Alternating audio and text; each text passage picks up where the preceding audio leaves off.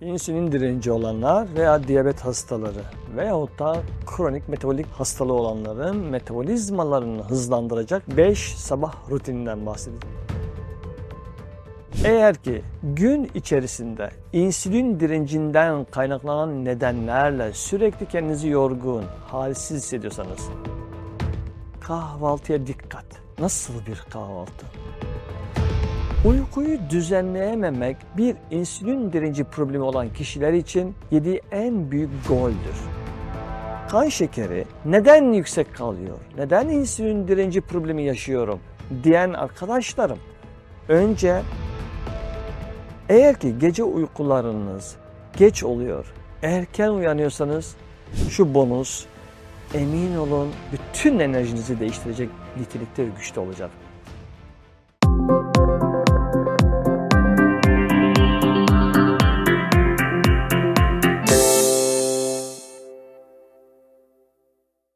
İnsülin direnci olanlar veya diyabet hastaları veyahut da kronik metabolik bir hastalığı olanların metabolizmalarını hızlandıracak 5 sabah rutininden bahsedeceğim ki bunun sayesinde fizyoloji düşündüğünüzden çok daha hızlanacak ve bu hızın faydasını gün içerisinde daha fazla yakmak, daha fazla enerjinizi yükseltmek, yorgunluklarınızı gidermek olarak sonuçlanacak. Hediyesi aslında uzun soluklu oluşabilecek kronik hastalıklar, yaşlanma sürecinin hızlanması gibi problemlere de çözüm üretebilmiş olacaksınız. İnsülin direnci özellikle toplumda farkında olmadan hızla artan bir sağlık sorunudur. Bugün gördüğünüz her 100 kişiden 17 kişi sadece ve sadece diyabet tanısının ilaçlarını kullanarak biliyoruz. Oysa 20 günde dönüşüm kampımıza katılan katılımcılarımızdan sadece 4 kişinin diyabet tanısından haberimiz vardı. Oysa yapılan tahlillerden sonra ne gördük biliyor musunuz? 4 kişi daha kesin net diyabet tanısı alacak değerde tahlil sonuçları çıkmıştı bize. Bu toplumun gerçek aslında istatistiğini veriyor. Yani bu toplumun neredeyse %25-%30'u kesinlikle diyabet tanısı alacak sınırda. Bir de bunun diyabet öncesi 10 yıl, 15 yıl boyunca yaşadıkları insülin direncini de hesaba kattığınızda toplumun neredeyse %40'ı bu problemi, bu videoya ihtiyaç duyacak durumdadır. Öyleyse bunu önleyici her bir bilgi yaşama aslında nitelikli bir dokunuş sağlayacağı için bunu lütfen dostlarınıza, ilgili arkadaşlarınızla çevrenize paylaşarak bu bilginin yaygınlaşmasına katkı sunmanızı istiyorum. Hazırsanız şimdi size bu 5 rutinden bahsetmek istiyorum. Bir kere sabah yataktan henüz çıkmadan başlayacağınız bir şey var. Esneyin. Omurganızı iyice çekin. Bu omurganızı, ayaklarınızı güzelce itin topuktan ve boynunuzu iyice geriye alın ve bütün mafsallarınızın gevşemesine müsaade edin. Basit gibi görünüyor. Çok sıra dışı bir katkı sunacak size. Sonra ayak bileklerinizi şöyle bir kıvırın, el bileklerinizi kıvırın ve yukarı doğru doğrulun. Bu sizin gevşemenize ve özellikle kıkırdaklar arası oluşmuş, birikmiş tüm toksinlerin farkındalığına hizmet edecek. Kan dolaşımının buralara doğru daha kolay girmesi ve oradaki atıkları temizlemesi ileride oluşabilecek eklem rahatsızlıklarınızın önünü kapatacak. Üçüncü basamakta yapacağınız şey kasları birazcık uyandırmak. Burada squat ve özellikle de şınav. Bu hareketleri birleştirdikten sonra neredeyse önemli kas yapılarınızın %75'ini aktifleştirmiş olacaksınız. Squat en büyük kas gruplarınızı aktifleştirir. Sizin bahsettiğiniz şınav omuz ve üst ekstremitelerin kas yapılarını aktifleştirir. Bunun size katkısı ileriki yıllarda daha fazla glukozu alıp kullanabilecek bir kitle oluşturmuş olursunuz. Kas kitlesi. Bunun sayesinde vücudunuza zarar verebilecek, damarlarınızı yakabilecek potansiyeldeki bir kan şekeri regülasyonu ile ilgili sorunu %30 oranında azaltmış olacaksınız. Nereden biliyorum? Çünkü yapılan onlarca bilimsel makale sonrasında kas kitlenizi sadece %10 artırdığınızdaki sonucuydu bu. Bir de bunu bir %15-20 düzeyine getirirseniz ki bunu sakın 1-2 ay içerisinde yapmayın. Çünkü bu strese dönüşür. Bu zamana yayılmalı.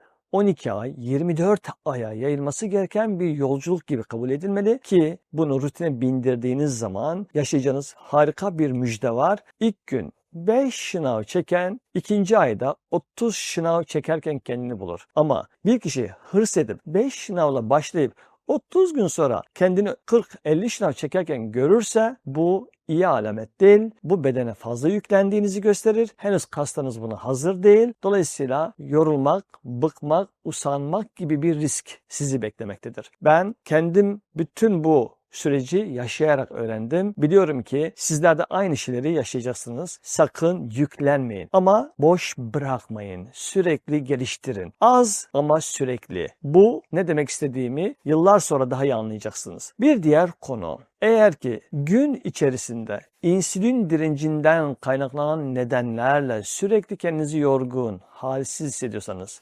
üçüncüsü doğru bir nefes teknikleriyle ilgili ciddi sorunlarımız var ki şeker denilen şey nedir? Bir enerjinin kaynağı, yani enerji üretilecek. Enerjiyi üreten santral kimdir? Mitokondri. Mitokondriyi hareketlendiren kimdir? Oksijen. Dolayısıyla aldığınız nefesi %10 artırırsanız %10 fazla enerji üretirsiniz. %20 artırırsanız %20 enerji üretirsiniz. %30 fazla enerji üretirsiniz. Ne demek istiyorum? Söylediğim şey şu. Toplumun %70'i akciğer kapasitesinin sadece ve sadece %25'iyle yaşıyor. Aman Allah'ım diyeceğiniz bir durum. Şu anda beni dinleyen siz bile akciğer kapasitenizin %30'undan fazla çalıştırmadığınızdan büyük bir olasılıkla eminim. O zaman bu yüksek potansiyeli açığa çıkaralım. Nasıl mı? Diyafragmatik nefeslerle.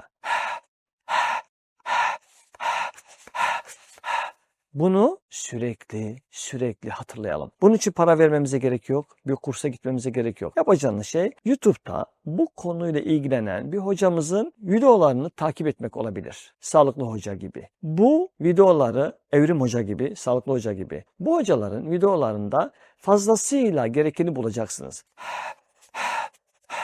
Diyaframayı harekete geçirmeyi öğrenmek bu toplumun neredeyse %70'ini ilgi alanına girmemiştir. Dolayısıyla kan şekeri neden yüksek kalıyor? Neden insülin direnci problemi yaşıyorum diyen arkadaşlarım, önce burayı bir harekete geçirin. Daha fazla enerji üretmeye başlayın. Unutmayın, bir bedenin üretilebilen enerjisi bir şirketin ürettiği paradan farkı yoktur. Bir bedenin enerji yoksunluğu bir şirketin para yoksunluğuyla aynıysa bu sizin aslında şirketin parasız hali gibi sizin de yorgun halinizdir. Siz deneyin lütfen. Herhangi bir zaman diliminde kendinize bir bakın. Nefesinizi şöyle yorgunluk anında bile harekete geçirin. 2 dakika. 3. dakikada siz değilsiniz artık. Yepyeni bir sizi fark edeceksiniz.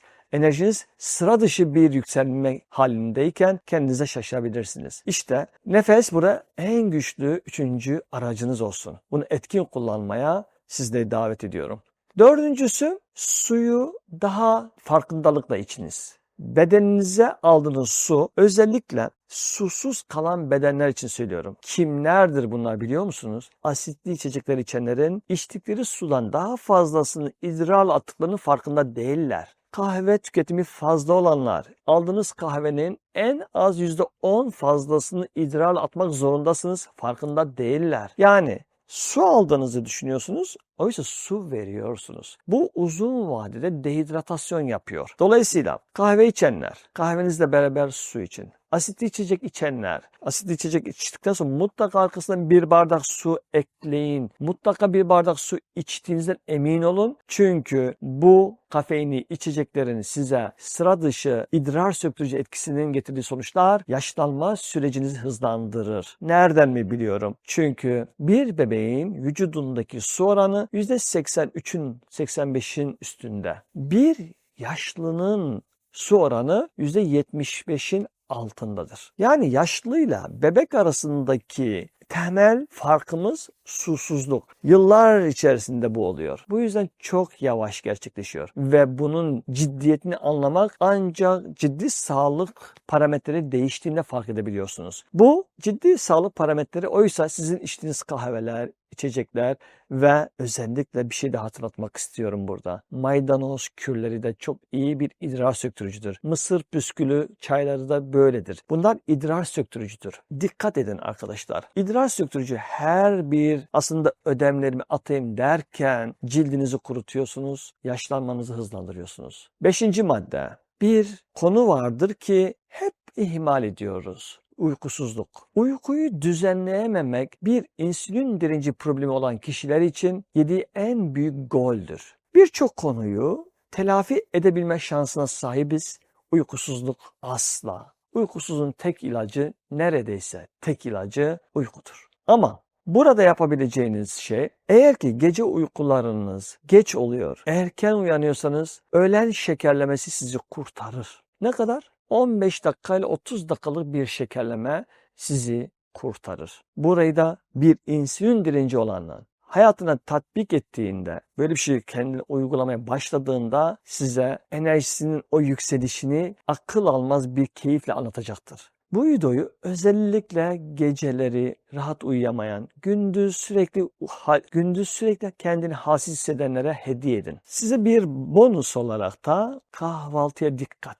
Nasıl bir kahvaltı? Atık yükü düşük olsun. Yani yoğunlaştırılmış bir proteinden uzaklaşın. Özellikle de peynirden uzaklaşarak vücudunuzun su rezervlerini aşırı harcayan gıdayı azaltarak güne biraz daha pozitif başlayabilirsiniz. Bunu inanmayanlara şöyle bir daveti yapıyorum. 10 gün peynir yemeyin. 11. gün bolca peynirli bir kahvaltı yapın. Ve kendinizi bir izleyin. Ne demek istediğimi anlayamış olacaksınız. Özellikle şu anda çok hızlı bir yaşam temposu içerisindeyiz. Kabul ediyorum. Ama size çok pratik bir şey sunmak isterdim. Birazcık kavrulmamış çerez, kurutulmuş bir meyve dengelendiğinde çerezin içeriğindeki güçlü yağlar meyvenin içindeki güçlü antioksidanla bağ kurar ve yağların vücuda zarar vermesini engeller. Özellikle şekerin yüksek olduğu o meyvelerde yağ ile birleştiğinde glisemik indeksini dengeler. Böylesi birbirini dengeleyen iki ürünü hayatınızda daha fazla artırın. En az haftada 3 gün farklılaştırarak bir gün fındıkla, bir gün bademle, bir gün cevizle ve bunları dut, incir, kayısı, üzümle kombine ettiğinizde yanına da hele bir yeşil çay veyahut da bir siyah çay koymuşsanız şu bonus emin olun bütün enerjinizi değiştirecek nitelikte ve güçte olacak. Kahve sizi 2 saat maksimum 3 saat dinç tutabilir. Oysa bu size verdiğim tarif sizi 6-7 saat dinç tutmaya adaydır. Bu 5 adımın hangisi size uygunsa bir kazanım olacak. Bu kazanımı yorumlara yazarsanız özellikle de 1-2 hafta uyguladıktan sonra yorumlara yazdıklarınız benim için referans olacak. Sevgiyle kalın.